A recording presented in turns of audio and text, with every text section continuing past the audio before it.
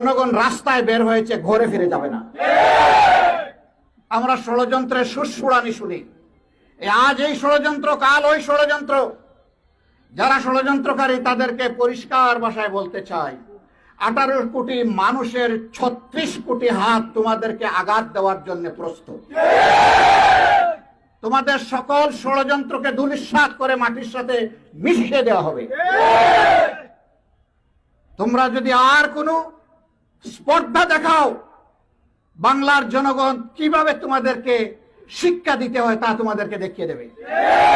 তোমরা গাল ফুলিয়ে বলতে এদেশ আমার আর আমার বাপ দাদার, আমাদের 14 গোষ্ঠীর বাপকানা, এবং আমরা যেন সবাই ছিলাম তাদের চাকর বাকর।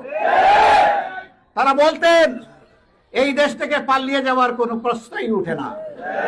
আমরা জানি আত্মহত্যা হারাম, তার চাইতে আরো নিকৃষ্ট মানুষের সাথে গাদ্দারি করে পালিয়ে যাওয়া।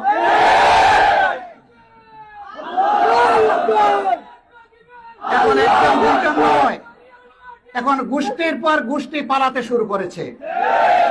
অপমানজনক ভাবে জনতার হাতে তারা ধরা পড়ছে, আদালত অঙ্গনে তারা অপদস্থ হচ্ছে। এটি তাদের ন্যায্য পাওনা। জাতির শ্রেষ্ঠ সন্তানদেরকে 2010 সালে যেভাবে ইজ্জত করেছিল তার প্রতিদান এখন তারা পাচ্ছে। মিথ্যা মামলা দিয়ে যেভাবে হত্যা করা হয়েছিল, ফাঁসিতে ঝুলানো হয়েছিল, সর্বশেষে অপচিকিৎসা দিয়ে যেভাবে বাংলার মানুষের কলিজার টুকরা আল্লামা দেলোয়ার হোসেন সাঈদীকে হত্যা করা হয়েছিল, তার পরিণতি তাদের জীবদ্দশায় তাদেরকে ভোগ করতেই হবে ইনশাআল্লাহ।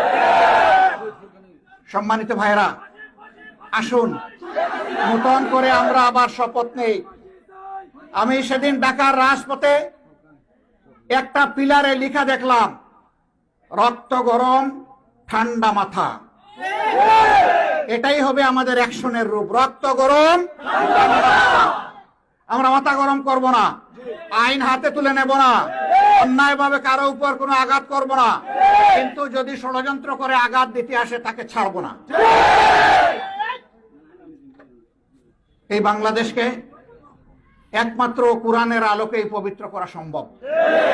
রাসূল করিম সাল্লাল্লাহু আলাইহি সাল্লামের মাদানী শাসনের আদলেই শাসন যদি কায়েম হয়, তাহলে সকল দুঃশাসন, অপশাসন এবং বৈষম্য বাংলার মাটি থেকে চিরতরে বিদায় হবে ইনশাআল্লাহ। আমরা কথা দিচ্ছি। আমাদের